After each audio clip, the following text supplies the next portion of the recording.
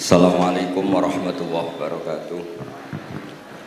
Bismillahirrahmanirrahim. Alhamdulillahirabbil alamin. Wassalatu wassalamu ala asyrofil mursalin sayyidina Maulana Muhammadin wa ala alihi washabihi ajmain amma ba'du.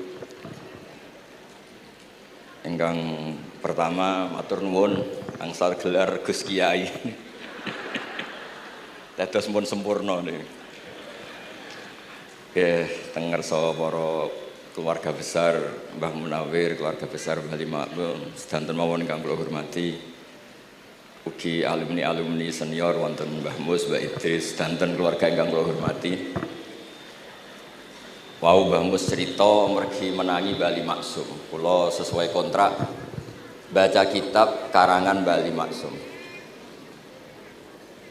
Kula pernah digojlok seorang wartawan. Kados ceritane Mbah Mus wau. Saking menyatunya fikih dengan perilaku niku maling mawon bermadhab. Dados wedhus niku nak teng jaba iku ilang, tapi nak babi iku mboten. Mergi maling niku ngerti nak babi iku haram, wedhus niku halal. Pas penjaraan teng Jakarta nggih ngoten, wonten tiyang jarah babi. Jangan ini haram, kambing saja. Jadi saking menyatune pendidikan Islam niku maling mawon tesih gadah madhab. Dinak nyolong niku wedhus mergi halal, ampun nyolong napa? Babi. Niku kisah nyata, kula nate dolan teng daerah mriki. Kenapa ini di luar kalau itu di dalam? Oh, kalau ini di luar enggak ada yang nyolong, Gus. Tapi kalau di mergo sing teng jaba niku babi, sing teng jero wedhus. Mergo jare malinge tesih bermadhab. Terus memang cerita-cerita seperti itu kathah mboten sekedar anekdot. Sementing kula badhe crita tentang zuriyah-dzuriyahipun Mbah Limaksum wonten sing nom-nom lah sing kula wani ngandani wonten Mas Hilmi, wonten Mas Zaki, wonten sedanten Mas Afif. Kenapa kitab itu harus dibukukan, harus didokumentasi, dan kenapa Mbah Limaksum menulis Hujjatu Ahli Sunnah wal Jamaah? Kula boten niat pamer, kula niki pembaca Al-Ibris, pembaca Al-Iqlil, pembaca risalahnya Mbah Limaksum Hujjatu Ahli Sunnah wal Jamaah. Saya juga baca buku-buku karangan orang-orang dulu, terutama tiang Indonesia. Karena Mbah Mun sering pesen wa ma arsalna mir rasulin illa bilisani qaumi. Jadi orang itu jadi rasul itu pasti dengan gaya atau budaya masyarakatnya. Termasuk wong desa niku hormat tamu. Nah ning kota niku bentuk hormatnya beda. Mulane wonten kiai desa muni fal yukrim jarahu iku nak ketemu tonggo takok, nak ora takok sombong. Nak kiai kota walian, nak ketemu tonggo aja takok, iku ganggu privasine wong. Dados makna ikram tetep tapi implementasinya bilisani qaumi. Orang kota itu kalau sering ditanya itu mesti protes karena privasinya terganggu. Tapi kalau di kampung itu suka ditanya karena itu dianggap keramahan. Makanya kula niku termasuk orang yang jarang bertamu. Mergi kula gadah trauma kalian kakakipun Gus Yofur Gus Kamil. Beliau berkeyakinan silaturahim itu sae. Dolani alumni. Bareng didolani assalamualaikum matur nuwun Gus rawuh. Niku alumni niku ilang, awan-awan Gus. Mergo kepengin hormat nyembelih ayam, ayame jek dolanan. Pitik itu teng desa kan pacare kuwathas, golekane angel. Bar salam niku ilang sampai sak jam. Bali runtusen, pitike mboten kecekel. Akhirnya ngapunten Gus mboten saged hormat, ngapunten mboten saged hormat. Itu bukti bahwa implementasi syariat Rasulullah itu juga harus dipikir. Ojo pepe seneng silaturahim, santri alumni melarat kerja teng pabrik jam 09.00 didolani. Akhirnya mikir, sitok kiaiku, sitok bosku. Nak hormat kiaiku diamuk bosku, nak hormat bosku gak hormat kiaiku. Hal-hal seperti ini kemudian melahirkan satu kearifan setiap kiai di era masing-masing. Terus kula mboten berargumentasi membela diri niku mboten, tapi memang bapak kula kesaksiane Mbah Mus, beliau teman bapak kula niku seneng silaturahim. Teriyen bapak sering dawuh teng kula. Sok kowe ya ora kaya aku. Mbah Mun sering dawuh teng kula, kowe ya aja kaya aku, wong beda zaman. Karena tadi dolan ning santri sing mboten enten, assalamualaikum terus ilang ngejar pitik awan-awan. Pitike nggih macam-macam kegiatane pitik. Intinya mboten kecekel. Kemudian niki teng kanca-kanca teng adik-adik sing hafid sing hamalatil Quran. Kula pesen belajar niku nggih, belajar sisi belajar itu harus cari sisi ekstrimnya.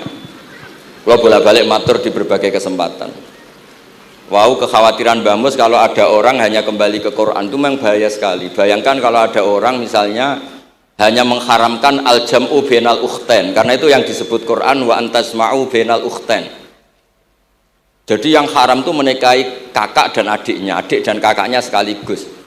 Di situ tidak ada penjelasan perempuan dan budenya, perempuan dan mbahnya. Kemudian zaman Nabi Sugeng hanya ditambahi wala binal mar'ati wa ammatiha, wala binal mar'ati wa kholatiha. Dan tidak boleh menikahi perempuan plus buliknya atau budenya. Nabi sempat melarang. Karena kula sebagai lelaki niku jek masuk lah. Misalnya bojone jenengan umur 17 tahun, bulike umur selawe 17 jek mungkin masuk lah dalam definisi biologis itu masih masuk. Dan Nabi tidak pernah menambahkan wala binal mar'ati wa jaddatiha. Karena kalau istri kita umur 20, banyak mungkin umur 70. Itu kira-kira nggak usah dilarang ya orang kepikiran. Jadi orang kepikiran ya rada sableng. Nah, kemudian kalau hanya kembali ke Quran, nanti kita hanya mengharamkan al-jam'u bainal ukhtain, karena itu yang disebut Al-Quran. Wa antasma'u bainal ukhtain. Lalu lahirlah pakar-pakar balaghah. Itu disebut min itlaqil ba'di wa iradatil kul, yang disebut ukhtain tapi maknanya bainal mar'ataini sing bainahuma ada mahram atau ada mahramiyah. Antasma'u al mar'ataini sing bainahuma mahramiyatun. Jadi barokahnya ngaji sama ulama itu kita tahu duduk perkaranya. Ini lafadz yang mewakili atau lafadz yang sebenarnya atau lafadz yang simbolis. Lafadz simbolis itu saking mangkelnya Allah. Itu kalau ada orang salah itu disebut wa ja'ala minhumul qiradata wal khanazira wa abadat tauhid. Jadi kalau misalnya dalam penelitian tidak pernah ada orang yang dirubah Allah menjadi kera, menjadi babi, itu kita masih bisa menganalisis itu saking ibaratun an ghadabillah, atau diistilahkan balaghah ini tasbih yang balik sehingga ada tuh tasbih dibuang. Jadi kalau orang Arab seneng seseorang masih bilang Zaidun kal bakhri, tapi kalau seneng banget bilang Zaidun bakhrun. Kalau gantengnya belum ganteng banget masih dibilang Zaidun kal badri, tapi kalau sudah ganteng banget kayak Rasulullah SAW disebut anta samsun anta badrun, kaf taswihnya dibuang, dan itu ablaq lebih balik. Jadi PR kita sebagai ahli Quran ini adik-adik itu tidak selesai.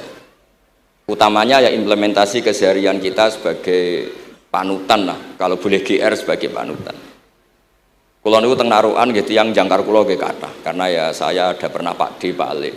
Kulo nggih tiap hari nggih teng Tegal nggih, malam pun terencanakan ambek uzlah, dadi kulo niki mun matur Gus Afif niki kontrak kulo pun bar kitabe Bali ben diwaca putu-putune, kok enak ngongkon wong liya terus. Terus ngengken tiyang ngeten iki ya rodok masalah saja. Jadi kitabe bae diwaca putune. Dulu itu biasa. Taqiyuddin As-Subki ngarang kitab disarai putrane. Dulu itu biasa. Imam Haromen ngarang kitab, ya semuanya bapak ngarang disarai anaknya, anak ngarang disarai cucunya, itu biasa dulu. Kalau sekarang enggak, mbahnya ngarang kula kan maca. Putune karek ngrungokno, nak cocok dilem, nak ora dikritik. Terus saya minta ya, tradisi kula nu mboten sombong, di hallnya bapak itu saya tiap hallnya bapak mesti baca kitab. Mboten nate ngundang sinten-sinten. Perkara ini tiang NU ini ora usah diundang wis teko, mboten wonten undangan sing teko mun kuwatah.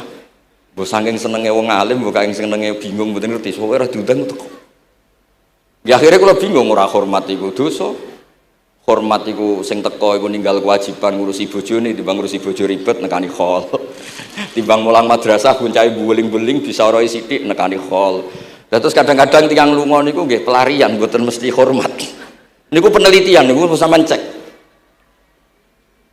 Terus niki kula cerita pentingnya belajar Quran. Kemudian tradisi kita termasuk tradisi Bali Mbah Munawir. Kula tahu banyak lah tentang cerita Mbah Munawir karena nggih bapak saya itu hafal Quran, mbah saya hafal Quran, dan diantara sanadnya pasti lewat Mbah Munawir. Quran di Indonesia itu kalau nggak lewat Mbah Munawir, diantaranya lewat Kiai Said Sampang. Sekarang sudah generasi ketiga kalau nggak keempat yang sekarang, kalau nggak salah Kiai Rafiq bin Mansur bin Kiai Said. Dan di keluarga kula nggih, keluarga Lasem sama keluarga Damaran di Kudus. Dulu itu di antara keagungan Quran itu keahliannya ulama memberi penjelasan. Sebab itu disebut wal kitabil mubin, punya kemampuan mencerahkan. Kalau memberi analogi, kalau kita belajar Ihya, itu hal yang tidak masuk akal itu menjadi masuk akal. Misalnya begini, orang tuh kalau dirasani itu harusnya seneng karena itu app kamu dibuka dan kamu menjadi tahu. Lau akhbaroka mukhbirun bi anna fi jubbatika akroban aw hayatan akun tataskuruhu. Kalau ada orang memberitahu saya bahwa di baju kamu ada kalajengking atau ada ular berbisa, kira-kira saya matur nuwun apa enggak? Harusnya matur nuwun karena itu bahaya sekali kalau ada di tubuh saya. Harusnya ketika orang itu dikritik dengan kesalahan yang nyata, bukan fitnah, kesalahan yang nyata. Kesalahan Anda itu lebih mudirrah fi dunyaka wa akhiratik. Kesalahan Anda itu bahaya sekali di dunia dan akhirat. Sekarang kamu menjadi tahu karena dikasih tahu. Harusnya matur nuwun sama yang ngasih tahu. Kama anna huzadi lau akhbaroka mukhbirun fi anna fi jubbatika hayatan akroban akun tataskuru. Pasti kita terima kasih. Tapi kita sebagai hafid Quran kalau disuruh belajar fikih, wong aku mondok kon ngapal lo kok belajar fikih. Kadang-kadang malah saking kaconya itu, aku wong Quran, iku wong kitab. Memangnya kitab jubuk konti nak boten nggih Quran. Jadi masalah-masalah yang saya sering dikelui beberapa kiai termasuk Gus Kafabi Lirboyo pernah cerita, saking nggak pernah ngajinya, ada orang takut mutah karena hamil pas sholat ngunyah permen. Nggak tahu kalau itu membatalkan apa? Sholat. Jadi banyak cerita-cerita nyun sewu tanpa ingin tangkis merendahkan hafidh-hafidhah kita, hamalatul Quran, hamilat ini ada masalah fiqhiyah keseharian. Kalau dulu itu udah ada. Kunna nata'allamul Quran, kunna utinal iman qoblal Quran. Kita ini dikasih iman dulu baru dikasih Quran sehingga iman kita mantep. Baru belajar Quran. Fana ta'allamuha asra ayat. Dulu kalau mengistilahkan Quran memang pakai dhamir muannas karena artinya ayat. Terus dan kita tidak beralih hatta nata'allama halalaha wa haramaha. Dan kita tidak beralih sebelum tahu halalnya mana, haramnya mana. Ini penting karena ada hal-hal yang sifatnya itu fatal kalau tidak ngerti. Misalnya tafsir. Itu ada ayat wa min thamaratin nakhili wal a'nabi tattakhiduna minhu sakaron. Ketika khomer belum diharamkan, itu masih Allah imtinan. Imtinan itu menyebut nikmat. Di antara nikmat itu disebut tattakhiduna minhu sakaron. Kamu itu kalau punya buah anggur bisa agak-agak ngefly dan itu bisa melupakan problem Anda. Kemudian ketika perang, itu orang Islam itu sadar, yang orang kafir itu agak sakau, agak sakaron. Kalah dia pede, yang orang Islam gak pede karena sadar. Akhirnya masih ada jawaban kul fi ma itsmun kabir wa manafi'u linnas, masuk terus kendel. Akhirnya ya sama-sama agak ngefly, sebagian ya tidak semuanya. Sehingga haramnya khomer itu sampai 3 kali periode. Nah, pernah haram hanya kalau mendekati sholat, la taqrabus sholat wa antum sukaro, tapi kalau mau sholat duhur ya nyakonya itu jam 7, jangan setengah 12, nanti masih kuliah yuhal kafirun a'budu ma ta'budun wa antum abidu nama. Karena peristiwa itu baru terakhir diharamkan tanpa catatan. Nah hal-hal seperti ini misalnya saya ini Mbah Mus sering ngendikan, Pak Kures juga sering ngendikan, saya tidak percaya terjemah, kata Mbah Mus. Ya karena kalau terjemah itu berdiri sendiri, ada ayatun mansukhoh atau ahkamun sing mansukhoh atau hukmun sing mansuh. Kebetulan anak ini belajar yang mansuh, dia tidak ngerti nasihnya, yaitu terus dipegang, katanya memegang Al-Quran. Padahal hukum itu sudah diganti sama Allah Ta'ala, disebut nasah mansuh. Sehingga dulu kalau Sayyidina Ali ngecek beberapa masjid, ada guru atau ustadz, kamu pengajar Quran? Iya. Apakah kamu ngerti nasah mansuh? Enggak. Jawabnya Sayyidina Ali, halakta wa ahlakta, kamu sendiri rusak dan kamu merusak orang lain. Nah, ketika di Kerapia itu ada Mbah Ali Maksum, Mbah Maimun tuh sering cerita ke saya, dhisik iku hak Mbah Munawir saking kepingine santri Quran yang ngaji kitab. Iku kalau ada santri Lirboyo atau santri mana mulang muin itu Mbah Munawir ikut sebagai percontohan ben santri-santri itu seneng ngaji fikih. Terus kata Mbah Mun, saking kesemseme Mbah Munawir iku ambek wong alim, delalah besanan wong alim. Dulu Mbah Zaini pernah angsal keluarga Lirboyo, sehingga beliau punya dzurriyyah teng Lirboyo. Terus besanan kalian Mbah Maksum, Nyai Hasyim angsal Bali Maksum, sehingga terus di Krapyak itu banyak orang-orang alim.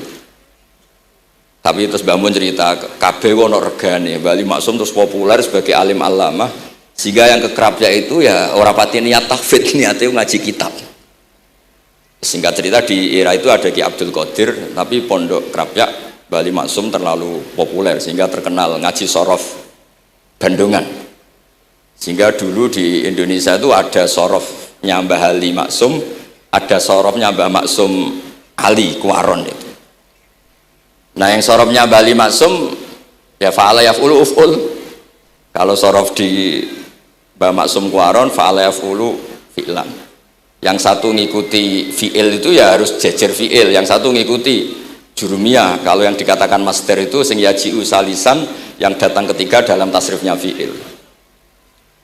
Sebab itu terus tradisi sorof tadi yang dalam apa itu latihan munakosah tadi diteskan anak-anak itu memang penting, karena kalau kita nanti belajar sab'ah, sorof itu segala-galanya. Misalnya qiraatun Nafi' itu bacanya fala yuhzinka qauluhum, karena beliau berkesimpulan kalau khazana yahzunu husnan itu susah, bukan menyusahkan. Yang makna menyusahkan itu af'ala yuf'ilu ifalan, sehingga qiraat apa ya antara fala yahzunka qauluhum sama fala yuhzinka qauluhum. Tapi Imam Asim cara berpikir secara riwayat, tentu qiraat itu sunnatun muttaba'ah. Banyak lafadz yang sudah seperti itu sudah mutaaddi, kayak kota layak tulu kotlan itu kota lahu, bukan akta lahu. Sehingga beliau menganggap khazana yazunu sudah mutaaddi binafsih, jadi nggak perlu dibaca fala yuzinka qauluhum, cukup dibaca fala yuzunka qauluhum. Dan saya berkali-kali matur teman-teman yang mengkaji Quran, kafa ayak fu'ukuf'an itu bacaannya Imam Nafi', karena memang yang maknanya mukafa'ah itu mahmuslam. Tapi orang Quraisy itu nggak suka hamzah, sehingga ditakhfif menjadi kafa ayak fa'ukufuan, meskipun mereka tahu kalau itu mahmuslam.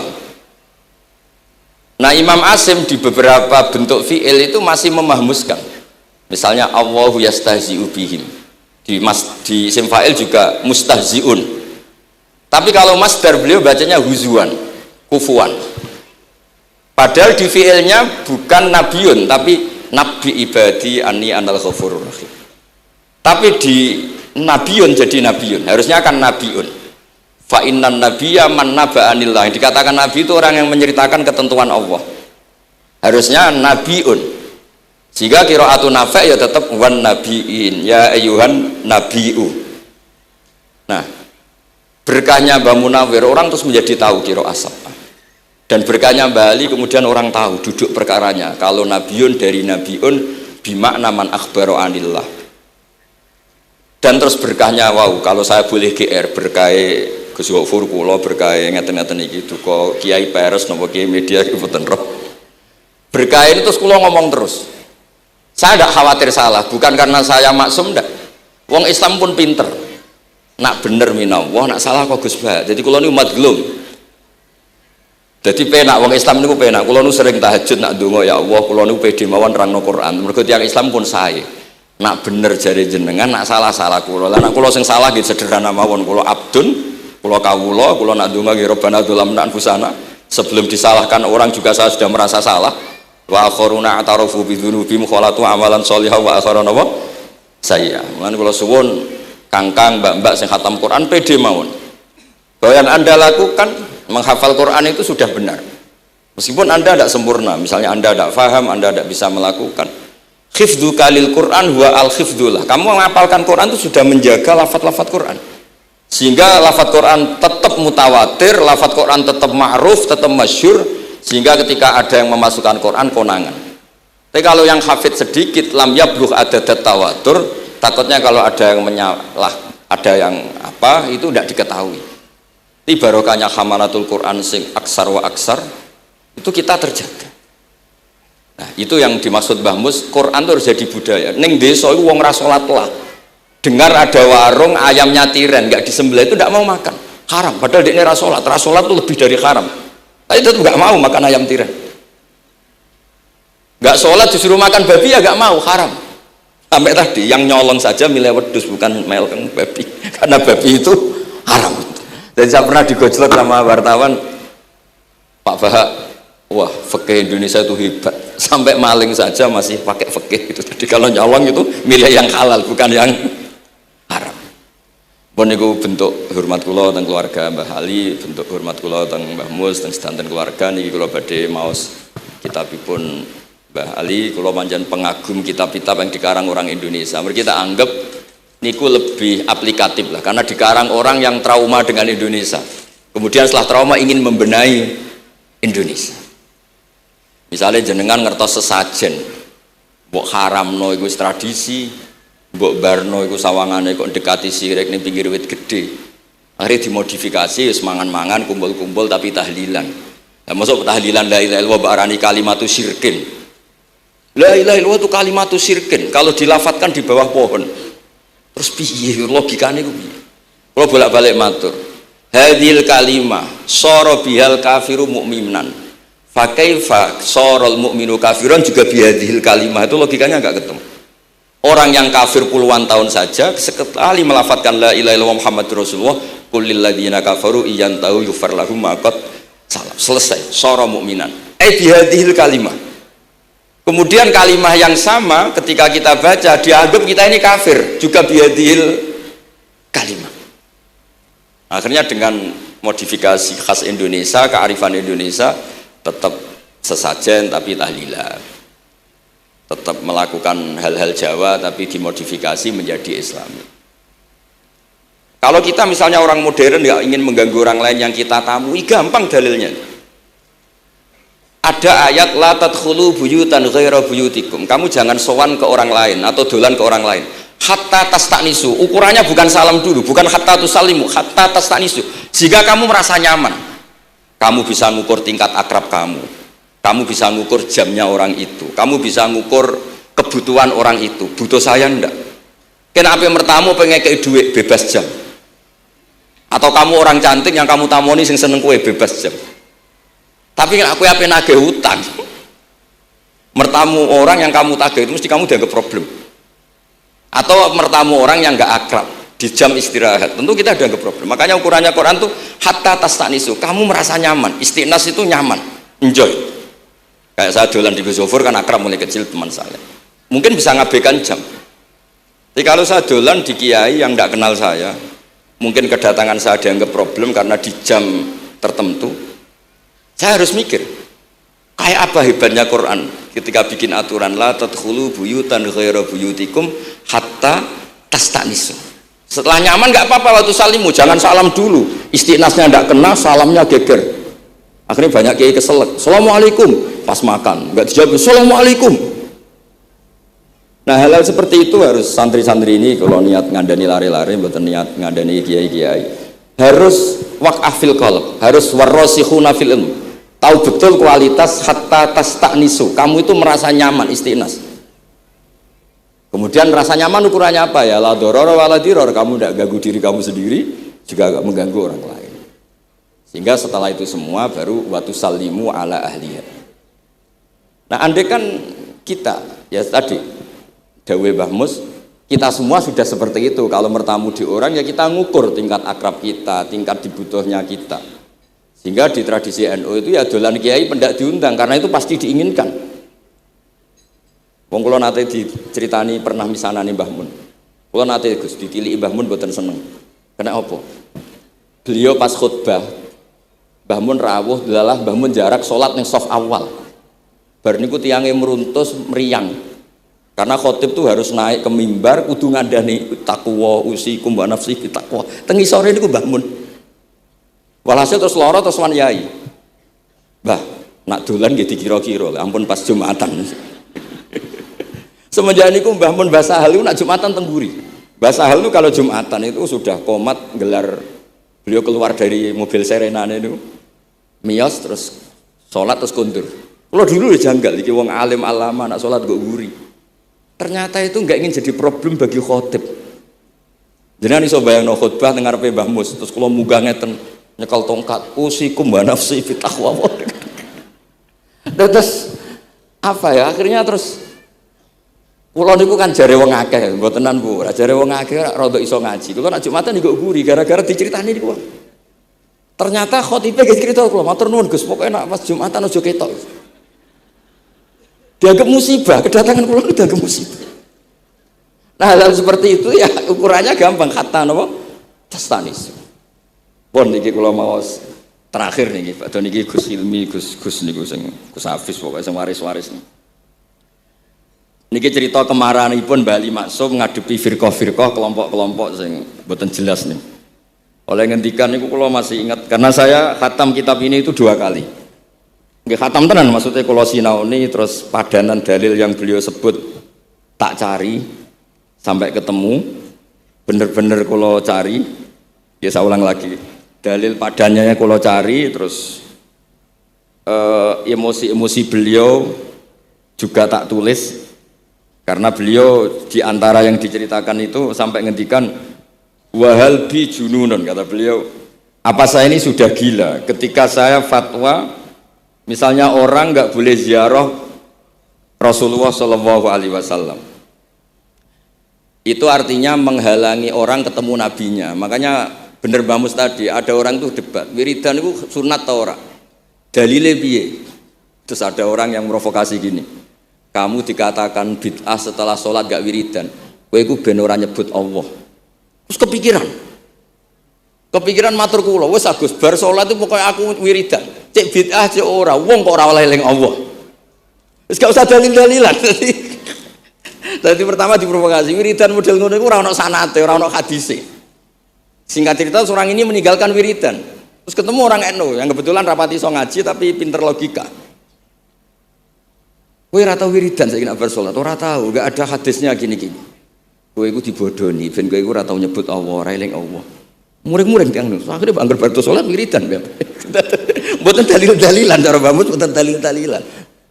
Lah niki nah cara Mbah Maksum istilahno betapa kaconya orang sing yahulu bainahu wa baina nabi, memisahkan orang itu dengan nabinya Muhammad sallallahu alaihi wasallam.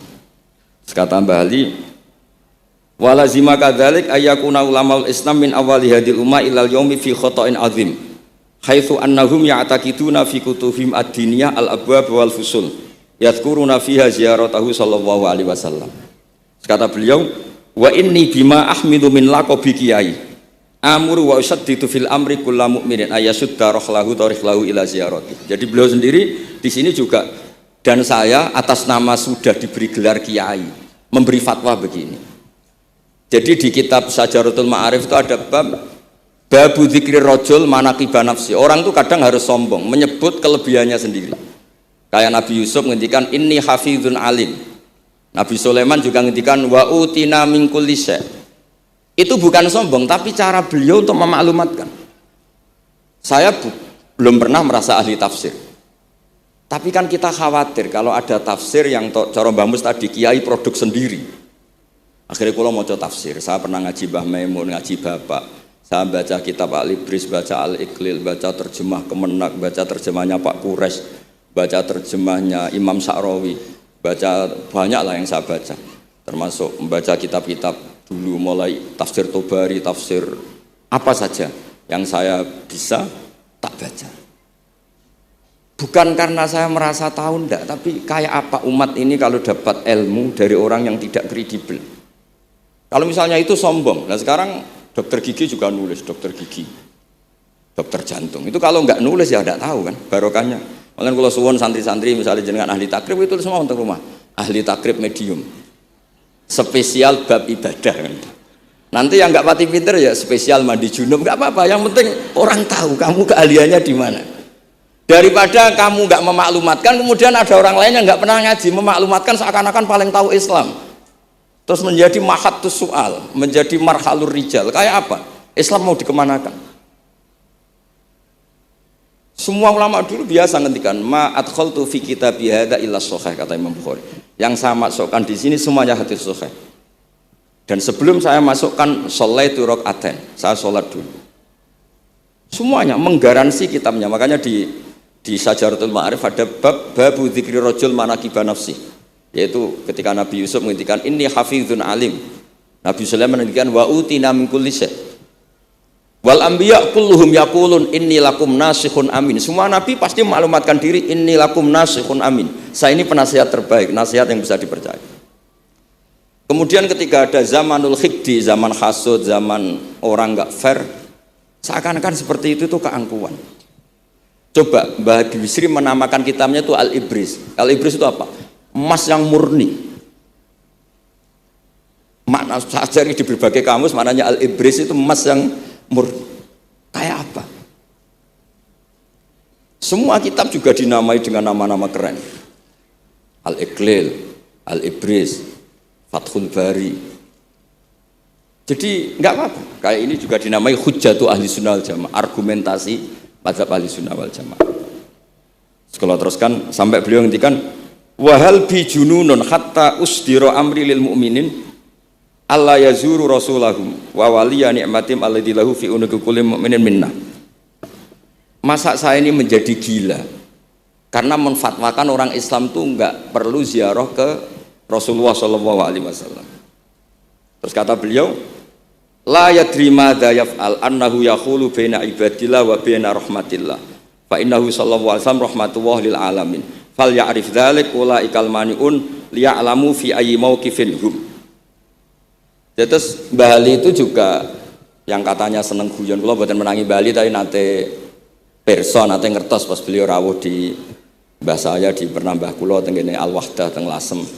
Di kula kecil tuh menangi Mbah Ali, menangi Mbah Hamid. Karena Mbah Hamid itu masih sepupu mbah saya. Semua yang di sini juga masih keluarga saya, sama-sama Bani Abdul Aziz. Itu yang katanya Bali seneng guyon tadi di bab-bab seperti ini ngendikan wahal bijunun, apa saya ini sudah gila melarang orang bertemu nabinya. Kemudian mereka berdalih takut menuhankan nabi itu tidak akan terjadi. Kata kitab Ithaf hadil ummah maksumah, umat ini akan dijaga Allah, tidak akan menuhankan Rasulullah SAW kayak kaum Nasrani menuhankan Isa. Kata kitab Ithaf bibarokati sighotis sholawat, dengan barokahnya sehot sholawat. Beliau ngendikan wan nabiyyu sallallahu alaihi wasallam wa in jalla qadru muhtajun ila rahmatihi ta'ala. Sehot sholawat itu kan unik. Allahumma, Allah itu Tuhan, sholli ala sayyidina Muhammad hadzal nabiyyu wa in jalla qadru muhtajun ila rahmatihi ta'ala. Jadi kita mengekspresikan mahabbah bahwa nabi itu ahabbul khalqi ila Allah. Di saat yang sama kita tetap bilang Allah yang Tuhan tolong selalu beri sholawat dan rahmat ke Rasulullah. Berarti duduk perkaranya tetap Allah sebagai Jalla Jalaluh, Nabi apapun mulianya abduhu wa rasuluh. Jadi sholawat itu sudah sehat yang insya Allah tidak akan menjadikan hadil ummah mengkultuskan Nabi hatta rofa'uhu ila darajatil uluhiyah. Karena barokahnya sehat sholawat tetap Allahumma al-mu'ti wa Nabi wa injalla qadruh al-mu'ta yang dikasih. Jadi hadis sehat itu sudah siwatul tauhid, siwatul mahabbah, siwatul alaqah baini wa baina Rasulillah sallallahu alaihi wasallam. Kayak apa hadil ummah? Ya tapi tadi bener dawe Mbah Mus. Nerangno ngene iki bagiane kiai, ning desa ora usah diterangno wis selawatan. Jadi kepenak ora usah dalil-dalilan wis selawatan. Tapi memang resiko gak ada yang menerangkan suatu saat kalau ada itsaratus syubhat itu terus mereka bahaya. Makanya ada yang ngalahin nerangno sepatus ini masih terjaga. Terus niki kula nyuwun sangat, kula niku pancen bapaknya bapak saya. Bapak saya asmane Mbah Nur Salim, gadah bapak namanya Mbah Nur Sam. Duka niku sepuhe niku seneng uzlah. Kula niku duka niat sepundi tapi memang mungkin faktor gen. Ya. Saya itu termasuk orang yang napa nyuwun sewu sekali terganggu kalau sering ada acara-acara malane mun wayahe lah niki mun wayahe Mas Afif, Gus Zaki napa Gus Ilmi mus wayahe nyai, wayahe ngaji mulang kitab mbah iki teng ngarepe wong akeh dadi nak salah izin. Ojo ngomong ngarepe santri keliru jare laduni benus. Sok repot. Terus niki mboten niat menapa ngoten mawon. Assalamualaikum warahmatullahi wabarakatuh.